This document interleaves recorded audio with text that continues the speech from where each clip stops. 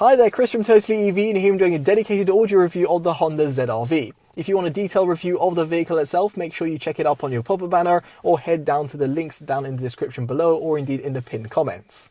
Now to kick off, I have to talk about its audio configuration, and here in the Elegance and Sport trims you'll find an 8-speaker setup. However, in the Advanced trim, which is on review, you'll find a 12-speaker setup instead, which is by Bose.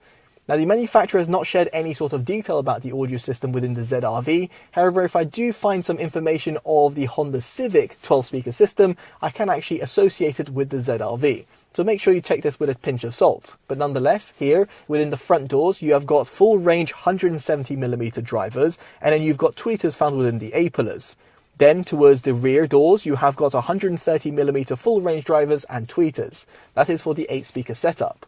If, however, you go for the Bose setup, you've got the same sort of configuration within the doors and A-pillars, but then you also have got 80mm mid-range driver within the center, in other words towards the dashboard, then 80mm drivers towards the rear of the vehicle, towards the seat pillars, and then you've also got a subwoofer in the boot, and therefore it completes the 12-speaker setup. Now for you to tinker around with the audio drivers, you want to navigate on the 9-inch infotainment system, which is planted towards the center of the dashboard. And here there is a 3-band EQ, at least on the Bose setup. I've added 3 notches to treble, left mid-range untouched, and taken 1 notch off bass. I've also enabled the Bose center point option, and also left the balance and fader in terms of its center position. Of course this is very subjective, but there's reasons behind this sort of setup, which I'll touch upon later down in this video. Now elsewhere, I would like to also highlight that for you to connect up to the infotainment system, you have got Bluetooth, although here the AAC and SBC codecs are supported only. If, however, you want higher quality playback, you want to plug in your smartphone, and here Android Auto and Apple CarPlay are supported, although it's worth noting over here that Apple CarPlay, at least at the time of filming, is also supported wirelessly, so this can be quite handy in terms of convenience, but I'll always recommend plugging in your smartphone for you to get the utmost audio fidelity. So moving swiftly on, let's talk about cabin noise. And here the objective measurements will be on your screen. Now what I'll say subjectively is that it does a decent job at lower speeds, specifically when the engine has not been kicked into life. However, at higher speeds, and here if you were to initiate a kick down request, or let's say put your foot down on the accelerator pedal and hold it there, you'll find that the engine actually is quite loud. Nonetheless, it's actually not too severe in the grand scheme of things. Furthermore, over here, there's minimal amounts of wind noise that can be heard deflecting off the A-pillars and also the wing mirrors, although there's a little bit of rolling noise that comes through via the tyres. Of course, this can be changed depending on the tyres that you actually choose. Now, past all of that, let's actually get onto an audio demo. I do appreciate it's not going to be ideal over YouTube nor using my microphone, but I'll give you a bit of a taster. I'll be placing the camera and microphone in 4 separate locations and playing back a track. It's from Priya J and it's titled Like Me.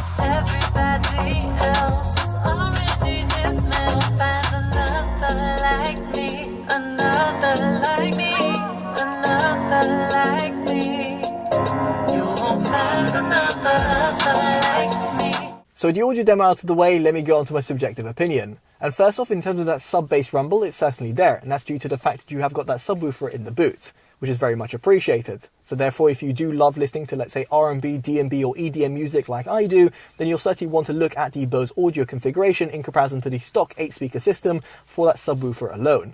Of course, there's some other benefits which I'll be touching upon very shortly. Now, as for the overall mid-bass impact, those full-range drivers found within each of the 4 doors do a tremendous job, and therefore will actually keep you pretty engaged. In fact, it's a little bit too lively, at least for my liking, and therefore actually I took 1 notch off the bass. This was also done in order for it to reduce the overall impact in terms of the lower mids, because yes, the mids are a little bit recessed, so therefore the vocals don't really come out to the foreground, specifically in comparison to more premium alternatives out there. But in the grander scheme of things, I don't really have any major complaints. Both in terms of male and female vocals, it actually felt pretty exciting to be listening to music wherever you were sat within the cabin. Now as for the highs, they extend relatively well at the top end. I actually added 3 notches to the treble EQ to give me a little bit of that lively nature.